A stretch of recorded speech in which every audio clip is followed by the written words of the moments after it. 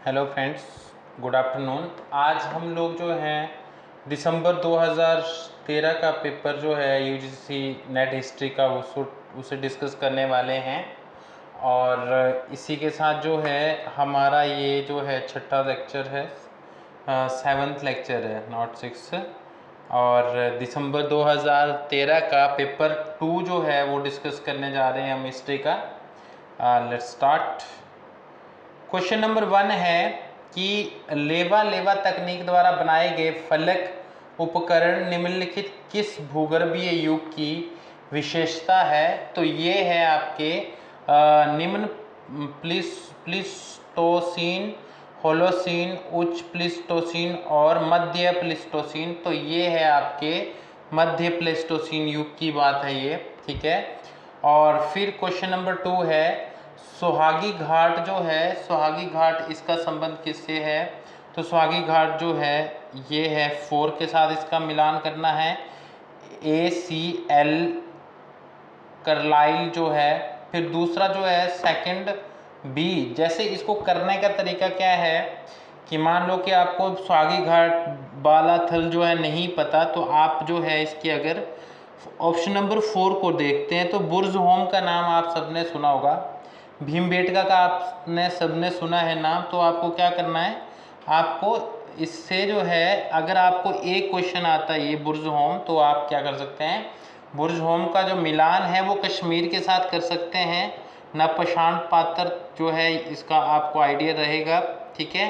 तो कश्मीर के अंदर जो है ये बुर्ज होम है। तो इससे जो है ऑप्शन नंबर सारे के सारे एलिमिनेट हो जाते हैं और आपका ऑप्शन नंबर जो है वो बी निकल कर के आता है। फिर भी हम लोग लगा लेते हैं ए का 4, ACL करलाइल जो है। फिर उसके बाद बालाथल, बालाथल का जो संबंध है वो आहड़ संस्कृति से है।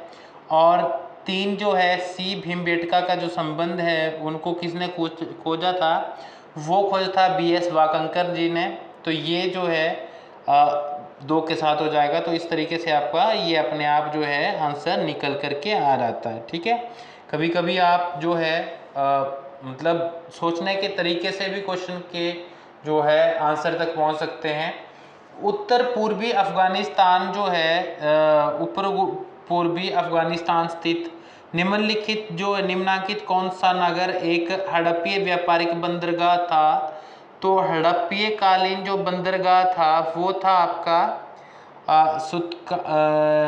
इसमें दिया गया है शोर्तगोई, ठीक है। हड़प्पीय व्यापारिक बंदरगाह शोर्तगोई दिया गया है। तो इसमें जो है हड़प्पा सभ्यता के जो मुख्य बंदरगाह थे सुतकांगे डोर जो है और बालाकोट जो है, लोथल, अलिंदो और कुंसी जो है, इसके अलावा अन्य बंदरगाह थे। अफगानिस्तान स्थित जो बंदरगाह है वो है आपका शोर्तगोई। तो आप बोलेंगे कि ये भी मैंने गिना, तो वो इसलिए गिना है क्योंकि ये जो स्थल है ये अफगानिस्तान में ना होकर के पंजाब के अंदर है।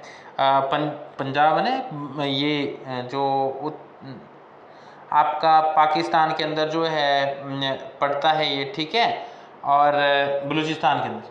तो ये चीज़ जो है वो आपको आइडिया होना चाहिए इन चीज़ों का। मतलब अफगानिस्तान के हमारे सिर्फ 2 स्थल पड़ते हैं, एक शोर्तगोई पड़ता है और दूसरा मुंडगिक पड़ता है। तो ये 2 स्थल जो है मात्र अफगानिस्तान के अंदर स्थित है, सिंधु घाटी सभ्यता के, ठीक है। आर्कियोलॉजिकल साइट्स हैं ये। तो कहीं क्वेश्चन इनसे भी पूछा जा सकता है, बन सकता है। निम्नलिखित में से कौन सा बौद्ध ग्रंथ बिंबिसार के 5 सौपत्नियों का उल्लेख करता है? तो ये करता है आपका महावग जो बौद्ध ग्रंथ है ये इसका उल्लेख करता है। दीपवंश और महावंश जो है वो श्रीलंका के बौद्ध ग्रंथ है, ठीक है। महावस्तु के भी जो है इसका ही ग्रंथ है। तो इस तरीके से आपको इसका जानकारी जो है वो होना चाहिए। क्वेश्चन नंबर 5 है निम्नलिखित जो है निम्नांकित किस हिंदू यूनानी शासक ने सिक्के जारी किए जिन पर कृष्ण एवं बलराम की आकृतियां बनी थी? तो कृष्ण एवं बलराम की जो आकृतियां बनी थी वो सिक्के जारी किए थे आगाथोलिक्स ने, और इनके द्वारा जो है वो जारी किए गए थे। इसके अलावा जो है ये दिया गया है मिनांडर। मिनांडर कौन थे? तो मिनांडर जो है वो एक हिंदी यूनानी शासक थे।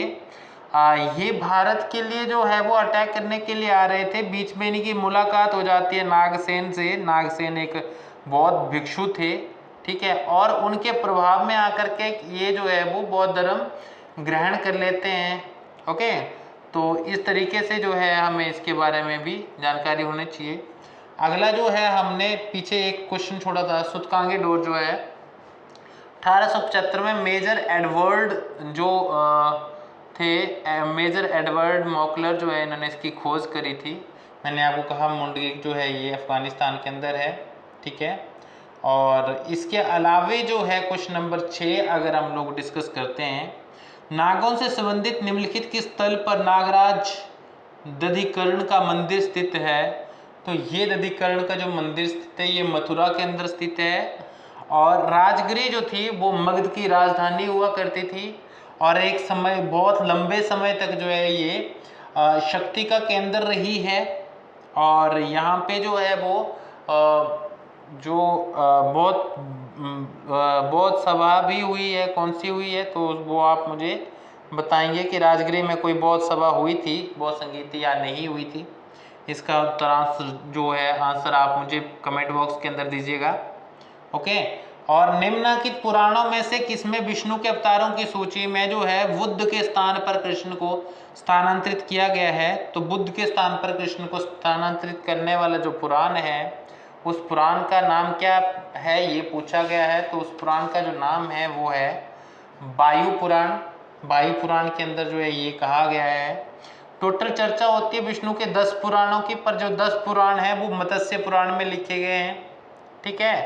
तो हमें जो है 18 या फिर 25 जो है पुराणों की बात जो है वो देखने को मिलती है, ठीक है। कूर्म पुराण, भगवत पुराण, मत्स्य पुराण, ये सारे पुराण ही जो है इसमें दिए गए हैं।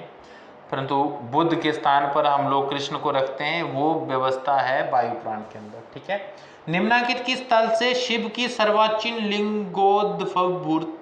लिंगोद्भव मूर्ति प्राप्त हुई है? तो ये हुई है आपके गुड्डीमलम से ये मूर्ति प्राप्त हुई है। और निम्नलिखित किस दक्षिण भारतीय मंदिर में भित्ति चित्र उपलब्ध हैं? तो भित्ति चित्र उपलब्ध हैं आपके कांचीपुरम का कैलाशनाथ मंदिर, जी नहीं। पडकल का विरूपाक्ष मंदिर, बिल्कुल नहीं। नर्तमल्लाई का विजाले चोलेश्वर मंदिर, हाँ, ये आंसर जो है इसका रहेगा ऑप्शन नंबर सी। श्री निवासनलूर का कोरंगनाथ मंदिर, देखो इसमें हमें कितने सारे फैक्ट आपको लग रहा होगा कि ये नॉर्मल सी बात है। कांचीपुरम का कैलाशनाथ मंदिर कभी मिलान के लिए आ सकता है, कैलाशनाथ मंदिर का सही मिलान कीजिए।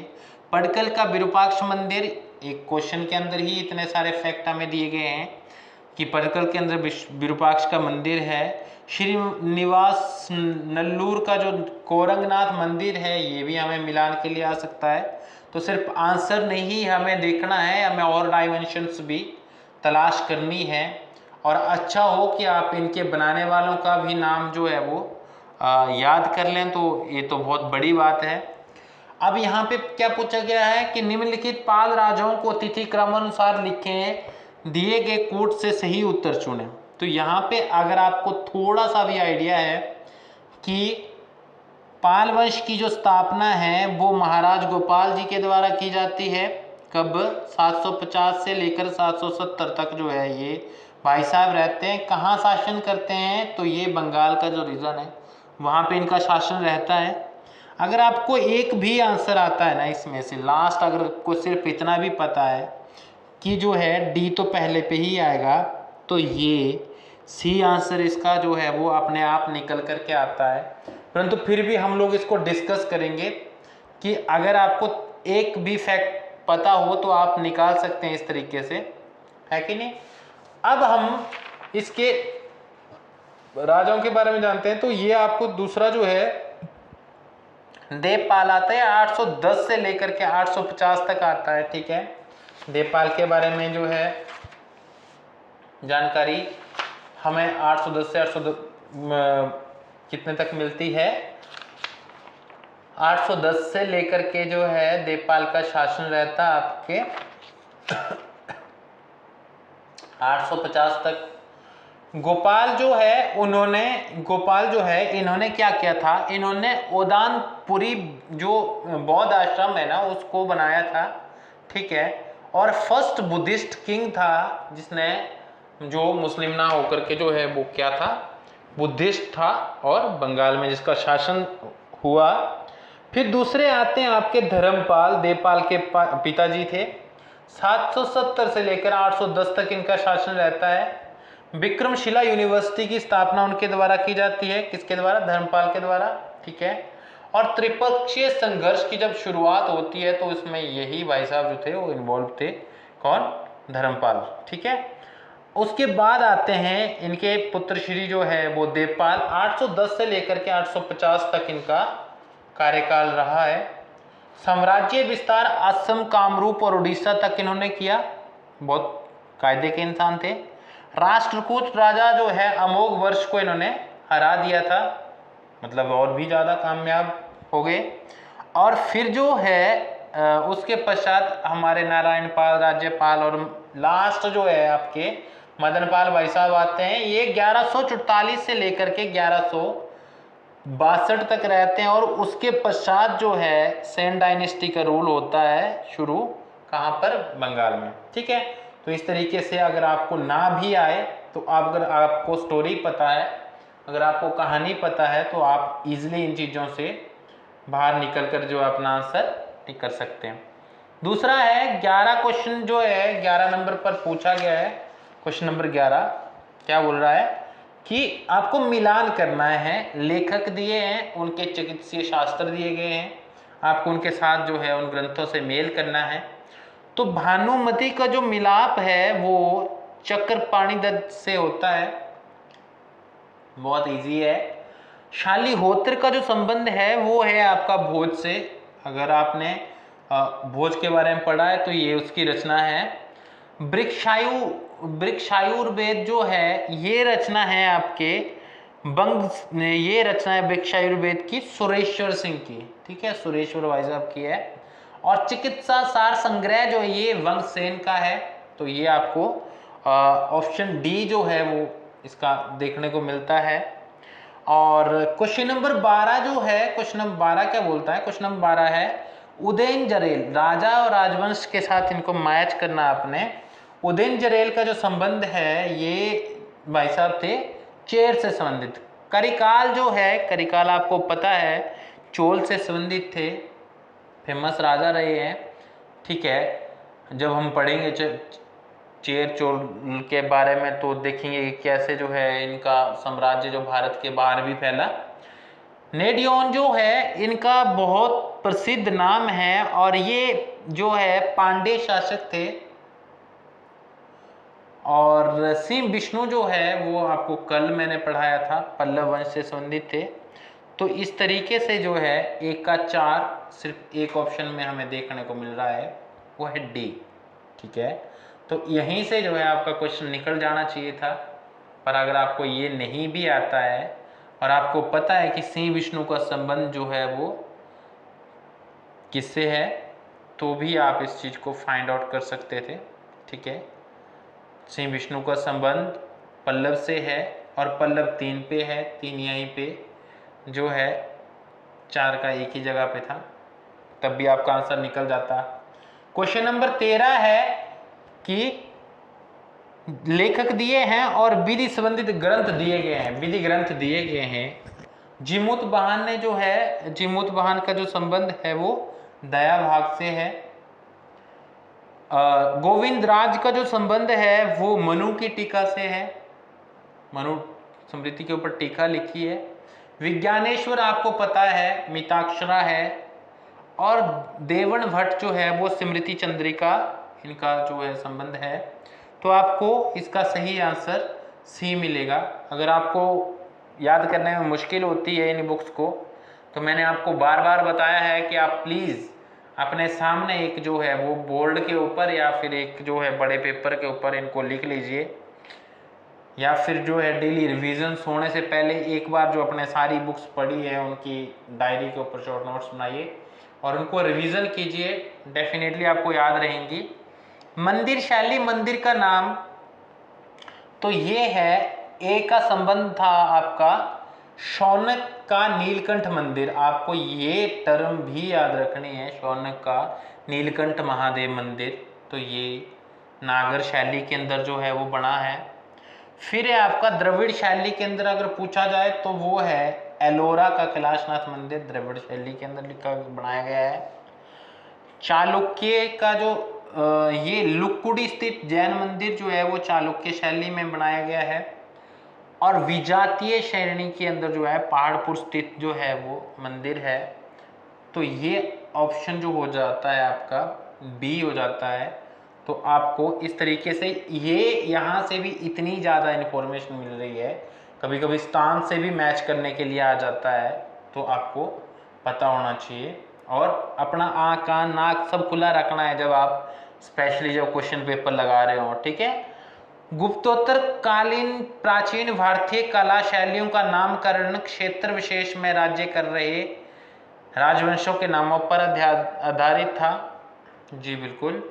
गुप्तोत्तर कालीन राजवंशों के शासक ही कला के एकमात्र संरक्षक थे, ऐसा नहीं हो सकता। जब जहाँ पे भी ये वाली चीज़ आ जाए कि ओनली सिर्फ एकमात्र, तो वो बहुत ज़्यादा जो है वो एक्सट्रीम स्टेटमेंट हो जाती है, तो मोस्टली वो गलत होती है। तो इसलिए हमारा जो आंसर है वो सी हो जाएगा, ए सही और आर गलत।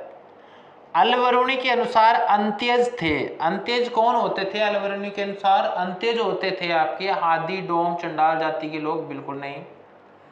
वैश्याएं नहीं। शूद्रों से भी निम्न लोगों के 8 शिल्पी संघ, हाँ ये जो है आंसर है इसका। और विदेशी ये भी नहीं होगा। तो अलवरुणी के अनुसार अंत्यज होते थे शूद्रों से भी निम्न लोगों के 8 शिल्पी संघ, ठीक है। तो उसने कितना सही लिखा कितना गलत लिखा है ये चर्चा का विषय है, हमें सिर्फ निशान लगा अभी जो है पढ़ना है, ठीक है। और इसके अलावा इलवरी शासक जिसने दिल्ली सल्तनत में सिजदा पाबोस नौरोज प्रारंभ करवाए वे था, तो वे थे आपके बलबन। उन्होंने क्या करा था? उन्होंने चालीसा दल का जो गठन किया गया था, ठीक है, उसको क्या किया था? चालीसा को कंटिन्यू किया था कि खत्म कर दिया था? और इसके अलावा इन्होंने ये दास थे और इन्होंने क्या किया था? अपना संबंध ईरान के एक कबीले से जोड़ा था, एक राजा फेमस साम्राज्य से जोड़ा था। और इसके अलावा जो है ये स्लेव डायनेस्टी के जो रूलर रहे हैं। और कुतुबुद्दीन ऐबक जो है जब मोहम्मद गौरी वापस चले जाते हैं भारत में अपना जो है बहुत सारे विजय अभियान करके, तो कुतुबुद्दीन ऐबक जो है वो लाहौर के अंदर गद्दी पर बैठते हैं। उसके पश्चात इल्तुतमिश बैठते हैं, ये भी उन्हीं के गुलाम थे। और इल्तुतमिश जो है ये क्या करते हैं? इल्तुतमिश जो है वो लाहौर से दिल्ली ले आते हैं राजधानी, ठीक है। बलबन, बहराम शाह ये सब स्लेव डायनेस्टी से रिलेटेड है। बलबन ने क्या किया था? पाबोस और सिजदा ये दो राजा को विश करने के तरीके थे। उसने जो है वो एक देवत्व के सिद्धांत को लागू किया था, मतलब ईश्वर जो है वो देवता, जो राजा होता है वो ईश्वर की छाया होता है। तो उसने जो है वो लोगों से मिलना जुलना जो है कम किया था। हालांकि खुद स्लेव डायनेस्टी थे, पर ये गरीबों से या फिर उस तरीके के लोगों से निर्धनों से नफरत करता था। इसके अलावा इसने रॉ एंड रक्त की नीति का जो है वो पालन किया। और जो है अमीर जो है उनको कंट्रोल करने की पूरी कोशिश करी थी। तो इस तरीके से हम लोग जो है वो बलबन के बारे में पढ़ते हैं। अभी सारा डिस्कस करेंगे। तो आप क्या पढ़ेंगे? तुर्कों ने भवनों पर हिंदू शैली के अनुसार मानवीय एवं पशु आकृतियों को अंकित करने की परंपरा का अनुसरण नहीं किया। जी, इसने अनुसरण नहीं किया था, बिल्कुल सही। उन्होंने ज्यामितिक एवं फूल पत्तियों की आकृतियों और फलक पर पैनलों पर कुरान की आयतों को अंकित किया। हाँ, उन्होंने अंकित किया था। तो ये जो है इसका आंसर ए हो जाता है, ठीक है। और क्वेश्चन नंबर 19 है आदाब उल हर्ब बा अल शुजात।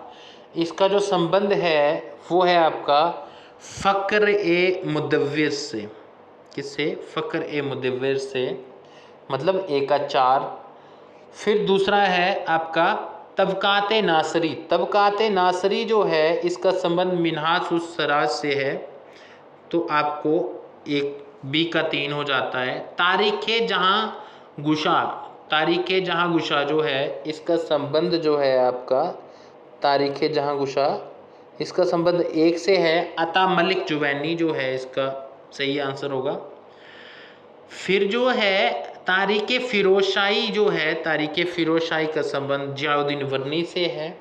इस तरीके से इसका आंसर बी हो जाता है। और क्वेश्चन ये बुक्स भी याद करनी है किसके बारे में लिखी गई थी, ये भी आपको थोड़ा बहुत आइडिया हो।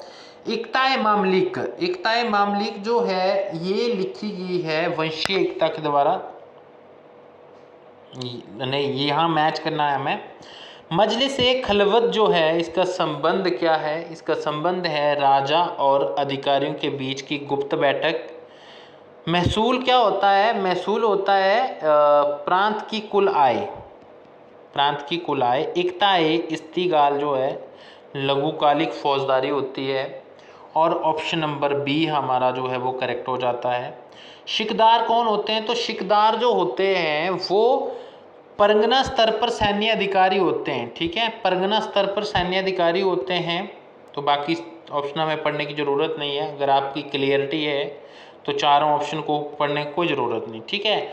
ऑप्शन नंबर 22 जो है, क्वेश्चन नंबर 22 हमारा, इसमें क्या लिखा गया है?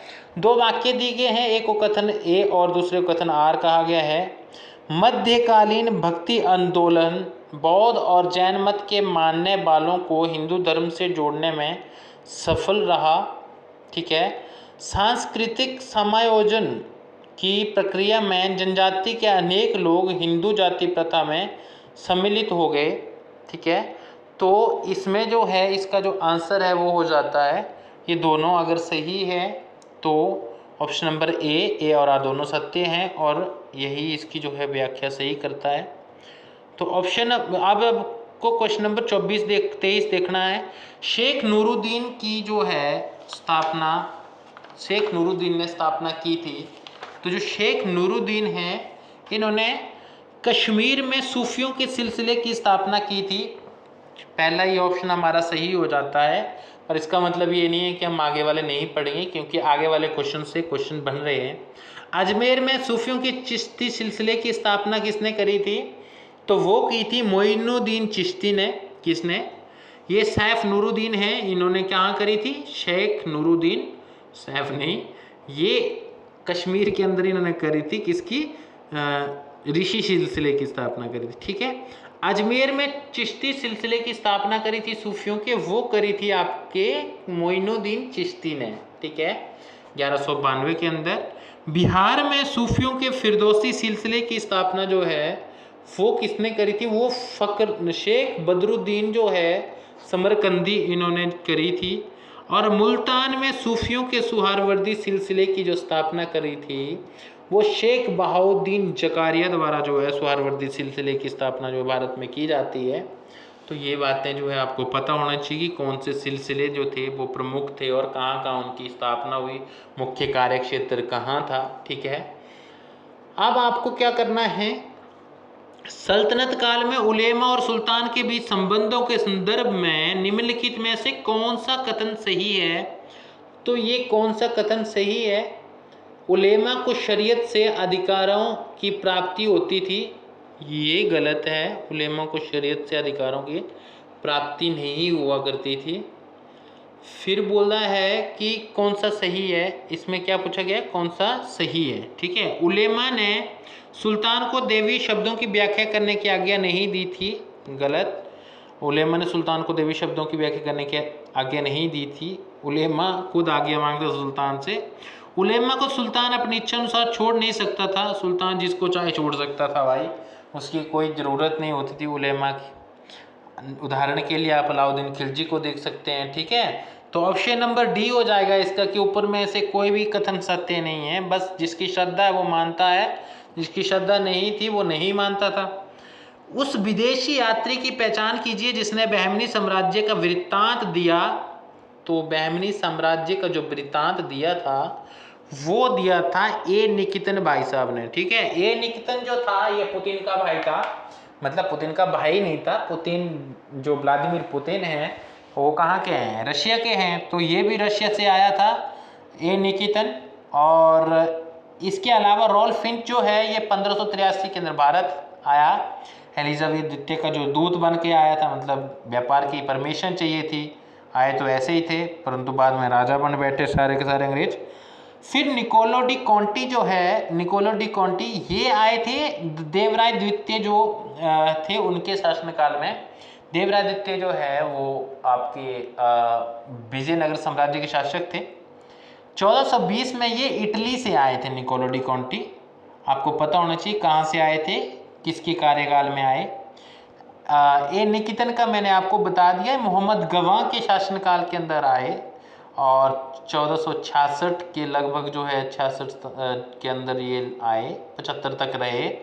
ठीक है, रूसी थे। इसके अलावा जो है एफ नूनीज, मतलब पूरा नाम है फरनाओ नूनीज जो है, ये भाई साहब पुर्तगाल से थे और अच्युत राय जी के जो है यहाँ आए थे दूत बन के। ठीक है, अब हम जो है इसके बारे में सही आंसर लगा चुके हैं, थोड़ा बहुत हम इनके बारे में पढ़ भी लिया।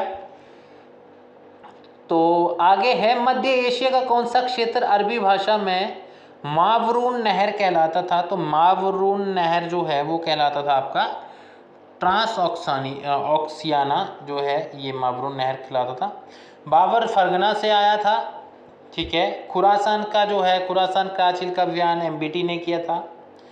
तो इस तरीके से जो है वो आपको यहाँ से भी क्वेश्चन बनाने की कला अगर आपको आ जाती है तो डेफिनेटली आप उस स्तर पे हैं कि आप पेपर क्वालिफाई कर पाएंगे। इवन जो है जेआरएफ के लिए जो है हमारा ये सेशन हो रहा है, तो उम्मीद करता हूँ कि आप भी उसी शिद्दत से लगे हैं। निम्नलिखित में से हुमायूं के संबंध में कौन सा कथन सही है। तो हुमायूं के संबंध में जो है बोला गया कि हुमायूं को खगोल शास्त्र एवं भूगोल में गहरी दिलचस्पी थी। आपको मैं बताऊं, उसको इतनी दिलचस्पी थी कि स्पेशली जो है वो ज्योतिष शास्त्र में उसको सारे भूगोल खगोल सारे अच्छे लगते थे। और दिन के जो है हफ्ते के हर दिन के अलग कपड़े वो पहनता था हुमायूं।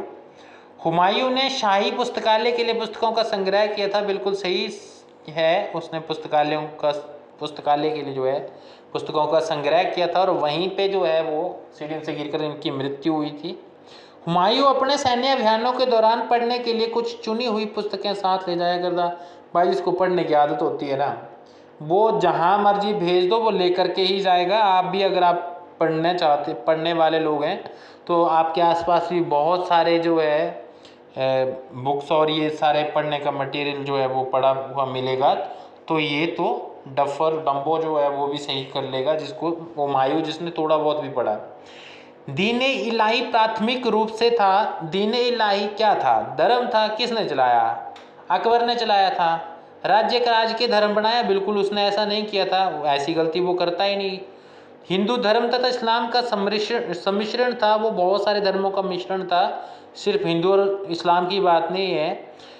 तो दोनों कथन गलत हो गए। विश्व समरसता के सिद्धांत को दोहराना, हाँ ये यूनिक पॉइंट लग रहा है। और लोगों को एक उत्कृष्ट धर्म देना, ऐसी उसकी कोई मंशा नहीं थी। सबसे ज़्यादा सुप्रीम जो पॉइंट लग रहा है ये ऑप्शन सी लग रहा है। सामान्य आकलन के अनुसार 16वीं तथा 17वीं शताब्दी में भारत की ग्रामीण जनसंख्या का क्या प्रतिशत था। भारत की ग्रामीण जनसंख्या आज जो है वो इतनी ज़्यादा है, तो उस समय तो 85% रही होगी, और ये इतना जो है एक सबसे ज़्यादा यही है। अगर यहाँ पे 80 क्या 95 भी होता तब भी जो है वो सही हो जाता। ठीक है, फिर जो है राठौर विद्रोह से संबंधित जो है निम्नलिखित कथनों पर विचार कीजिए। जसवंत सिंह के पुत्र पृथ्वी सिंह के निधन के फलस्वरूप राठौर विद्रोह हुआ, ये गलत है। औरंगजेब ने इंदर सिंह को मारवाड़ का शासक बना दिया था, ये सही है। राठौड़ विद्रोह जो है वो औरंगजेब की जोधपुर को मुगल साम्राज्य का हिस्सा बनाने की योजना के फलस्वरूप हुआ था, नहीं। रानी हाडी को जो है वो विद्रोह में राठौरों एवं मेवाड़ के राणा राज सिंह ने समर्थन दिया था, जी हाँ ये सही है। तो इस तरीके से इसका ऑप्शन डी हो जाता, पर हमें पता होना चाहिए कि राठौर विद्रोह था क्या। जब जो है जसवंत सिंह की मृत्यु हो जाती है तो उनके जो पुत्र हैं अजीत सिंह उनको राजा मानने से जो है वो औरंगजेब इनकार कर देता है, तो इसीलिए जो है वो वहाँ पे ये विद्रोह हुआ था। ठीक है, तो ये जानकारी आपको, मतलब कंसेप्ट आपको पता होना चाहिए, जो बहुत इंपॉर्टेंट चीज़ हो जाती है, क्योंकि कंसेप्ट अगर आपका क्लियर नहीं है तो फिर आपके लिए बहुत सारी मुश्किलें जो है वो आगे आने वाली है। Is it clear? निम्नलिखित को कालानुक्रमानुसार लगाइए और नीचे दिए गए कोटों को जो है वो सही जो है आपको चुनना है उनमें से। सबसे पहले जो अगर कोई चीज़ आती है वो रिंग ऑफ फेंस जो है वो नीति अंग्रेजों के द्वारा अपनाई जा गई थी, ये लाई गई थी। फिर जो अधिनियम पार्थक्य की नीति लागू की गई। ओके, फिर तीसरा अधिनियम संघ नीति 3 पर, और समान संघ नीति जो है जब सब उनके अंडर हो गए। होता क्या है, जब अंग्रेज आते हैं ना, ऑप्शन नंबर ए इसका आंसर लगा रहा हूँ, भूल जाऊंगा बाद में। जब अंग्रेज आते हैं ना तो वो क्या करते थे, जैसे ये भारत में आए तो पहले वो एक कोई राष्ट्र मान लो कि मैसूर है, तो इसके 3 तरफ से इसको घेरते थे। जैसे मराठों को अपनी तरफ कर लिया और दूसरे जो थे हैदराबाद के निज़ाम को अपनी तरफ किया। ठीक है, और इस तरह से 3 तरीके से 3 तरफ से इनको घेर दिया, तो इसी को रिंग ऑफ फेंस की नीति इन्होंने बोला। ठीक है, आगे चल के जो है वो अधीनस्थ पार्थक्य की नीति, जैसे उन लोगों ने जो है पूरा अधीनता स्वीकार नहीं करी, पर उनके अधीन जाकर के जो है या फिर उनके दरबार में कुछ जो है एजेंट जुंट बिठा दिए। ठीक है, उस तरह से दूसरा स्टेप हुआ। तीसरे स्टेप पे उन्होंने राजाओं को जो है वो अपनी अधीनता के अंदर रखा कि भाई साहब आप हमारी परमिशन के बिना कुछ जो है वो नहीं कर सकते हैं, हालांकि आप स्वतंत्र शासक है। और फिर फाइनली आकर के जो है वो संघ नीति को जो है वो इम्प्लीमेंट करते हैं। तो इस तरीके से जो है उनकी स्ट्रैटेजी थी ये बेसिक। और 32 क्वेश्चन है, ईस्ट इंडिया कंपनी ने निम्नलिखित में से किस अधिनियम के जरिए चीन के व्यापार पर जो है एकाधिकार खो दिया? तो चीन के व्यापार पर जो एकाधिकार खो दिया था वो खोया था आपकी 1833 के अधिनियम के द्वारा। अब हम जो है थोड़ा सा इनको डिस्कस करेंगे। 1813 का जो अधिनियम है ना, इसमें 1 लाख रुपए जो है वो एजुकेशन के लिए दिया गया था। पहली बार बोला, इसमें इसकी बात कर रहा हूँ पहले। ठीक है, 1 लाख जो है वो एजुकेशन को खर्च करने के लिए बोला इन्होंने, किया नहीं वो अलग बात है। फिर उसके बाद दूसरा जो सवाल था उसमें क्या बोला, अब तक उनके पादरियों को भारत में प्रवेश की अनुमति नहीं थी, मतलब ऐसे वो आ जाते थे पर कोई नीति नहीं थी। अब उनको पक्का परमिशन मिल गई। ठीक है, क्योंकि ब्रिटिश का ठीक ठाक इन्वॉल्वमेंट हो चुका है सरकार का। अब तीसरा जो कारण था, तीसरा इन्होंने क्या बोला कि जो टी का व्यापार है और चीनी ट्रेड है, मतलब चीनी का चीन के साथ व्यापार है, चीनी वो खंड वाली नहीं, चीन के साथ जो व्यापार है उस पर और टी के ऊपर जो है इनका एकाधिकार रहेगा, मोनोपोली रहेगी किसकी, ईस्ट इंडिया कंपनी की। पर जो है बाकी जगहों पर जो है और व्यापारियों को भी अनुमति है, जो है इंग्लैंड से आने वाले हैं ब्रिटिश व्यापारी आकर के व्यापार कर सकते हैं। ठीक है, अब आगे जाकर के जब 1833 में दोबारा एक्ट आता है तो 1833 में क्या बोला जाता है कि अब जो पिछली बार आपको 2 मूल अधिकार दिए थे, मतलब मोनोपोली वाले अधिकार दिए थे टी और चाइना ट्रेड पर, अब वो भी आपके पास नहीं रहेंगे, वो भी सबके लिए खोल दिए गए हैं। अब आपका जो मुख्य काम है वो है भारत में प्रशासन करना, ना कि व्यापार करना। ठीक है, ईस्ट इंडिया कंपनी को ब्रिटिश सरकार ने ये बोल दिया।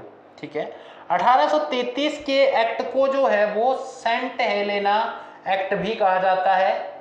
ये नई चीज है, लिख लीजिएगा, सेंट हेलेना एक्ट बोला गया है इसको। और बंगाल के जो गवर्नर जनरल थे वो अब भारत के गवर्नर जनरल हो जाते हैं।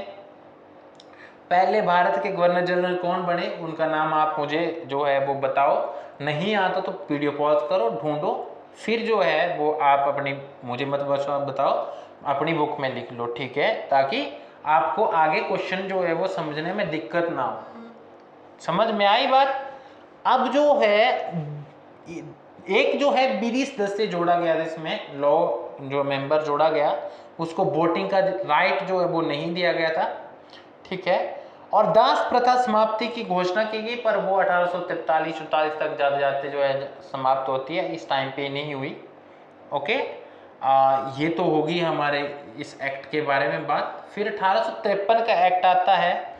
1853 के एक्ट के अंदर जो है क्या बातें की गई थी? 1853 का जो एक्ट है उसमें पहली बार जो है वो चौथे सदस्य जो थे, विधि सदस्य, उनको वोट का अधिकार दिया गया। विधान परिषद के टोटल 12 सदस्य थे। पहले 33 के अंदर चौथा सदस्य जोड़ा गया था। फिर जो है विधान परिषद के जो गवर्नर की परिषद थी उसके 12 सदस्य जो है वो किए गए, मतलब अब और ज़्यादा बढ़ाए गए। 53 की बात कर रहा हूँ मैं, ठीक है। फिर 1853 के अंदर ही जो है वो एक जो है मैकॉले समिति ने भारत को जो है वो सिविल सेवाएं प्रदान करी, मतलब जो है अब जो सेवा करेंगे भारत में, जो ब्यूरोक्रेट्स नियुक्त होंगे वो कंपनी की तरफ से नहीं, उनके लिए परीक्षा होगी, ठीक है, और सिविल सेवाएं जो है वो नियुक्त की गई। और इस तरीके से 1893 का नहीं 1892 का एक्ट है, ठीक है। उसकी भी कुछ जो इम्पोर्टेंट चीज़ें हैं, आगे हम एक्ट जो है कोई आएगा तो हम डिस्कस करेंगे। निम्नलिखित में से कौन सा कथन गलत है? तो निम्नलिखित में से जो है कौन सा कथन गलत दिया गया है? बोला है कि अमृत बाजार पत्रिका मूलतः एक बंगाली समाचार पत्र था। क्या बोला कि अमृत बाजार पत्रिका जो है मूलतः एक जो है बंगाली समाचार पत्र था। बिल्कुल सही, बंगाली समाचार पत्र था। पर आपको पता हो कि जब जो है 78 के अंदर जो है 1878 के अंदर जब जो है एक्ट आता है, पिट्स इंडिया एक्ट, तो पिट्स इंडिया एक्ट नहीं, वर्नाक्यूलर एक्ट, तो उस समय ये रातों रात जो है वो इंग्लिश में हो जाती है, ठीक है।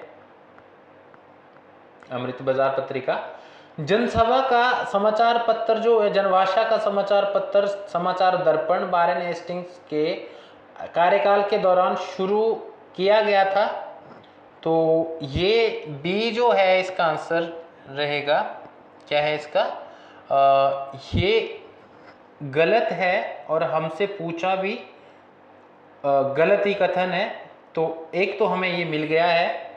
और बॉम्बे टाइम्स का नाम ही टाइम्स ऑफ इंडिया है, ये आपको पता है, ये सही है। साप्ताहिक समाचार पत्र Bengal Gazette James Augustus Hicky ने शुरू किया था। हाँ, ये सही है, जेम्स ऑगस्टस ने हिक्की ने शुरू किया था। तो इसका आंसर जो है वो अब हमने देख लिया, ठीक है। अब जो है आपको मिलान करना है। 34 क्वेश्चन जो है आपको दिया गया है। बोला है कि इलाहाबाद की जो संधि है वो कब की गई थी? तो वो की गई थी 1765 के अंदर, जब जो है अवध के नवाब और बंगाल के भागे हुए नवाब और मुगल के भागे हुए शासक आपस में संघ बनाकर जो है बक्सर वार लड़ते हैं। उसके पश्चात 1764 की जो वार होती है उसके बाद जो है इनके बीच में संधि होती है अंग्रेजों के साथ, उसको ही हम लोग इलाहाबाद की संधि बोलते हैं। पुरंदर की संधि होती है, नहीं, ये मद्रास की जो संधि है ये 1769 के अंदर की गई थी। ये किसके साथ की? ये हैदराबाद जो हैदर अली जो है मैसूर के शासक थे और अंग्रेजों के बीच में ये संधि हुई थी, मद्रास की संधि। पुरंदर की संधि जो है कब की गई? पुरंदर की संधि 1776 के बीच में की गई, 1776 में की गई। और ये किस किस के बीच में हुई थी? तो ये हुई थी आपके अंग्रेजों और मराठों के बीच में हुई थी, ठीक है। और मैंगलोर की जो संधि है 1784 के अंदर, ये मैंने आपको कल भी पढ़ाया है, जो टीपू सुल्तान थे उनके बीच और अंग्रेजों के बीच में जो है third war, Anglo Mysore war के बाद ये होती है। इस तरीके से अगर हम इसका सही कोड देखते हैं तो वो कोड सी सही हो जाता है। अब क्वेश्चन नंबर 35 है और हमें 35 का जो है आंसर ढूंढना है। क्या बोलता है 35? उपनिवेशवाद की संक्रमण प्रक्रिया 1757 से 1856 लगभग एक शताब्दी से चली रही थी। तो ये जो है सही हो जाता है। इंग्लिश ईस्ट इंडिया कंपनी ने उन तमाम क्षेत्रों पर कब्जा कर लिया जो प्रत्यक्षतः उनके नियंत्रण में थी। तो ये गलत है, सबके ऊपर कहाँ करा था? ऑप्शन नंबर ए हो जाता है। अब जो है 36 जो है आपको इसका आंसर ढूंढना है। क्या बोला है कि 1857 के विद्रोह में कृषकों के भाग लेने का मुख्य कारण क्या था? तो 1857 के विद्रोह में कृषकों के भाग लेने के मुख्य कारण थे करों के अंदर जो है वो राजस्व की बहुत बड़ी मांग उन्होंने करी थी, असाधारण रूप से उच्च राजस्व की मांग। बिल्कुल सही है।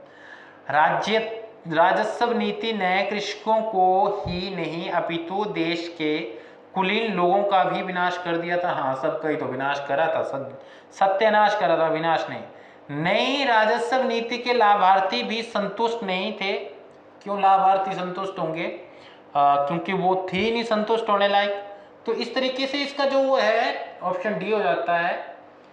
तो कितना इजी पेपर होता है ना। आज तो आप सोच रहे होंगे कि उस टाइम में हम जीआरएफ जो है, जीआरएफ नहीं, एकदम से जो है वो टॉप में जीआरएफ कर जाते हैं ना। जो 37 क्वेश्चन है, क्या बोल रहा है कि सर सैयद अहमद खान की जो मृत्यु है वो कब हुई थी? 1898 के अंदर हुई थी। मैंने कहा था कि साइंटिफिक सोसाइटी की स्थापना इन्होंने करी थी, ठीक है। एएमयू की स्थापना इन्होंने करी थी, और इसके अलावा और भी जो है संगठनों की शुरुआत ये करते हैं। हमने विस्तार पूर्वक जब ये आए थे उसके बारे में चर्चा करी थी, इसलिए आज इसको नहीं पढ़ा। मदन लाल ढींगरा जो है, इन्होंने लंदन में जाकर जो है कर्जन बाइली की जो हत्या कर दी थी। तो ये कब किया, ये कांड कब हुआ था? 1909 के अंदर ये हुआ था, ठीक है। फिर तीसरा है चापिकर बंधुओं ने क्रूर प्लेग आयुक्त रॉन्ड और लेफ्टिनेंट आयरस्ट की हत्या कर दी थी। ये कब करी थी? ये 1897 के अंदर करी थी। ये प्रभावी थे आपके कौन है, जो उन्होंने जाकर के जो है लंदन में एक स्थापना भी करी थी इंडिया हाउस की। एक सेकेंड, बीडी सावरकर का नाम आपने सुना होगा। बीडी सावरकर जो है, सावरकर से इन्फ्लुएंस्ड थे अभिनव भारत की जो स्थापना हुई इससे। और जॉर्ज वी के सम्मान में दिल्ली में जो है राज सिंहासन दरबार आयोजित किया गया था, और इसी दरबार में बंगाल विभाजन की जो है घोषणा को निरस्त किया गया था। दिल्ली को राजधानी बनाया गया था, बंगाल से लाया गया था कलकत्ता से। वो चीज़ें पता होनी चाहिए। किस जो है किसने इसको आयोजित किया था वो भी आपको जानकारी रहनी चाहिए। इस तरीके से जो इसका ऑप्शन है वो ए हो जाता है सही। अब आपको देखना है 38 क्वेश्चन। मैकॉले का विधि आयोग जो 1860 में गठित हुआ, उसने भारत के पूर्वीय निरंकुशतावाद की धरती की विचार को मिटा दिया। तो ये बिल्कुल सही है। मैकॉले के विधि आयोग ने 1860 में गठित हुआ, इसने भारत के पूर्वीय निरंकुशतावाद, पहले के जो निरंकुशतावाद आ रहा उसके विचार को मिटा दिया था, बिल्कुल सही। समता और न्याय को निरंकुश जो है शासकों के अंध और कठोर न्याय के विकल्प के रूप में देखा जाने लगा था। हाँ, बिल्कुल सही, उन्होंने ये काम तो ये अच्छा किया था। ये है ए और आर दोनों सही है, और ए आर की सही व्याख्या है। तो ऑप्शन सी जो है वो सही हो जाता है। 39 जो है यहाँ पे हमें सूची दी गई है, सूची 1 और सूची 2 से सम्मिलित करना है। बहराम जी मलबारी जो है, इनका संबंध जो है पारसी समाज सुधारक थे ये, और इसे 3 से हो जाता है। डोंडो केशव करबे जो है ये भी समाज सुधारक ही थे, इनका संबंध जो है नारी मुक्ति से रिलेटेड है। तो ये ऑप्शन ए हो जाता है। कंडुकारी वीरेशलिंगम जो है, इनका संबंध जो है वो किससे है? ये है विधवा पुनर्विवाह अभियान से। और गुरजादा पराव जो है, इनका कन्या शुल्कम से जो है संबंध है 2 से। तो ऑप्शन नंबर ए हमारा सही हो जाता है।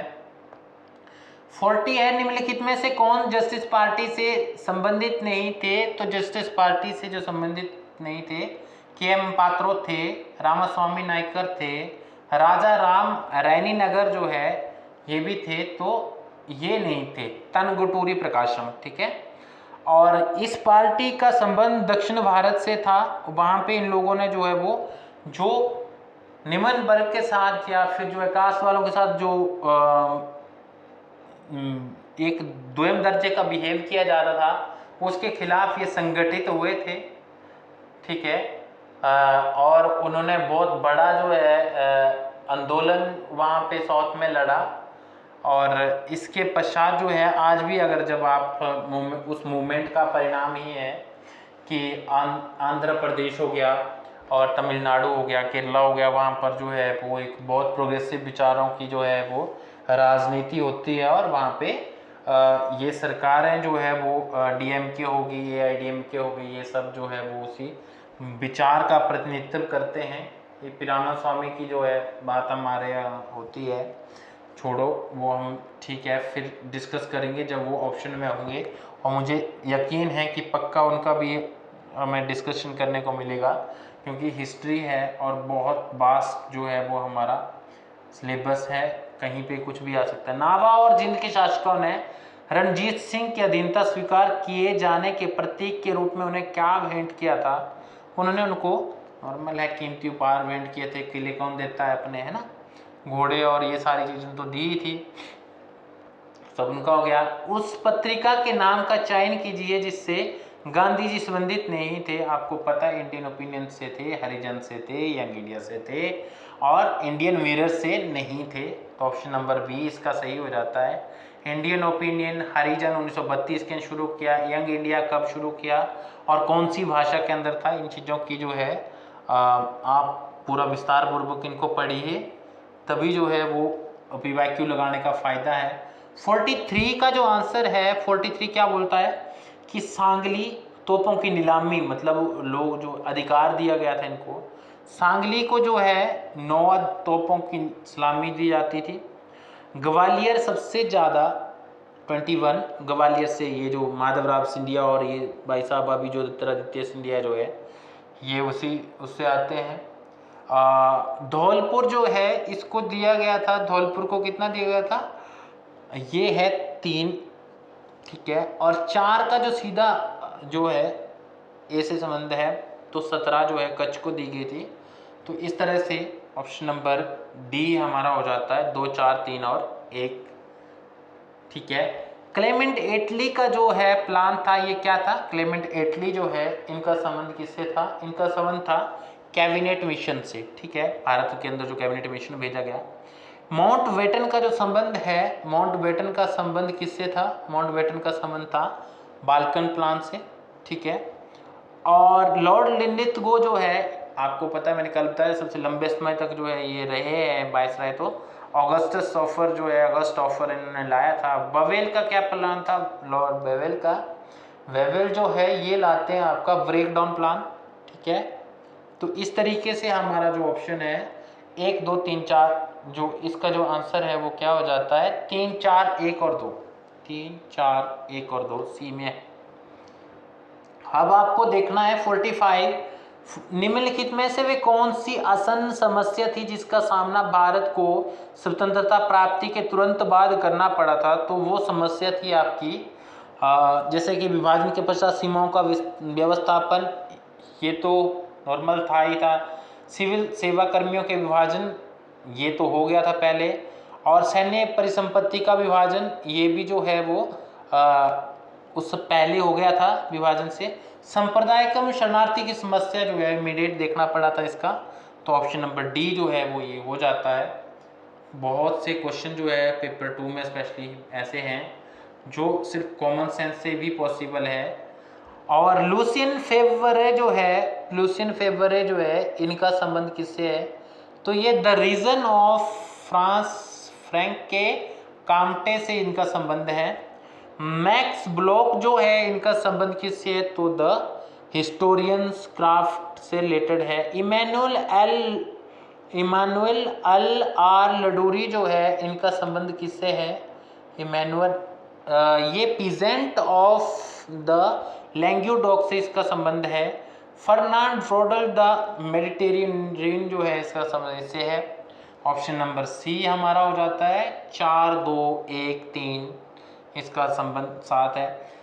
47 है इतिहास लेखन में प्रगति का विचार निम्नलिखित में से किससे संबंधित है? तो प्रगति लेखन का जो विचार है रोमानीवाद, बिल्कुल नहीं।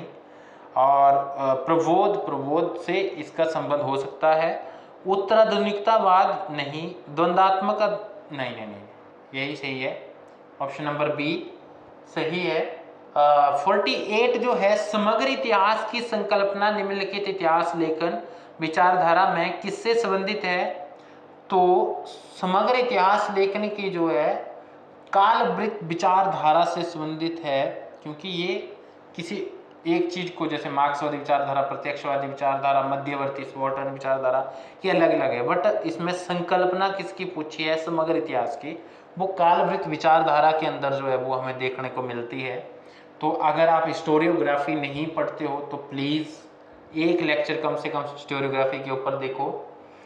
अगला है गुटनिरपेक्ष नीति का जो प्रमुख निर्धारक था वो क्या था? तो नस्लवाद का विरोध करना था, बिल्कुल। राजतंत्र का विरोध करना था, जी बिल्कुल, राजतंत्र का विरोध करना भी था। और तीसरा ये सबसे बड़ा धड़ा बना था जब पूरा विश्व दो धड़ों के अंदर बंटा हुआ था, एक यूएसएसआर और जो समाजवादी व्यवस्था की बात करता था और दूसरा पूंजीवादी व्यवस्था की बात करता था अमेरिका। उस समय नेहरू जी ने इजिप्ट के जो है मिस्र के शासक थे नासिर, उन्होंने, और एक जो है यूगोस्लाविया के जो राष्ट्रपति उन्होंने मिल करके, और जो है एक इंडोनेशिया के राष्ट्रपति भी थे उसमें, तो इन्होंने मिलकर के एक नए संगठन की नींव रखी थी, वो था आपका गुटनिरपेक्ष राष्ट्र, ठीक है। और इसके अंदर जो है एक अलग से विदेश नीति निर्धारित करी कि हम किसी की ग्रुप में शामिल ना होकर के एक अपना खुद का ग्रुप जो है वो बनाएंगे, जिससे कि हमारी स्वतंत्रता की सुरक्षा हो सके और हमारा जो विकास है वो प्रॉपर हो सके। तो नेहरू का विजन कुछ इस तरीके का था, तो ये चीज़ वहाँ पे दी गई है। The cold war and its origin नामक पुस्तक का लेखक निम्नलिखित में से कौन सा है? मैंने कहा भी ऊपर जिक्र किया था। ये थे आपके D.F. फ्लेमिंग जो है। अगर बुक्स तो ऐसी होती है ना कि अगर आपको आता है तो आई, नहीं आता है तो नहीं आई, ठीक है। D.F. फ्लेमिंग जो है, ये सी इसका आंसर है। तो ये 50 क्वेश्चन हमारे कंप्लीट होते हैं और इसी के साथ जो है हम लोग जो है अपना आज का ये सफ़र यहीं पर रोकते हैं। Thank you so much. उम्मीद है आप अपने तैयारियां जो है वो बेहतर तरीके से कर रहे होंगे और अपने भविष्य को लेकर के चिंतित होंगे। चिंतित होने की ज़रूरत नहीं है, मेहनत करने की ज़रूरत है। और इस तरीके से मेहनत करो कि देखो, मैं लास्ट बार एक बात बोल रहा हूँ, वैसे धन्यवाद बोल चुका था पर फिर भी सुन लीजिए कि एक बात होती है कि जैसे बहुत सारी बुक्स पढ़ लेते हैं फिर भी पेपर नहीं निकलता है, और कुछ लोग बहुत कम पढ़ते हैं और उनका जो है वो पेपर निकल जाता है। कारण सिर्फ इतना होता है कि हम अपने दिमाग में इतना कुछ स्टोर कर लेते हैं कि उसकी ना खिचड़ी बन जाती है, ठीक है। जो हिमाचली है वो खिचड़ी अच्छी तरह से जानते होंगे, और जो बाहर के हैं उनको बनाना सिखा देंगे कमेंट बॉक्स के अंदर, ठीक है। तो क्या करते हैं कि उसका बहुत सारा कुछ मिला करके जो है वो खिचड़ी बनाना जो है बना देते हैं, उससे हमारा ना रिजल्ट में वो रिफ्लेक्शन नहीं आ पाता। अगर आप स्मार्ट स्टडी करते हैं, इस तरीके से जो है वो चीज़ों को जोड़ने तोड़ने की कला रखते हैं, तो पास होने के लिए कितना चाहिए होता है? आधे से थोड़ा सा ज़्यादा, ठीक है। अगर आप 60-65 पे पहुंच गए हैं तो आप आराम से कर सकते हैं, ठीक है।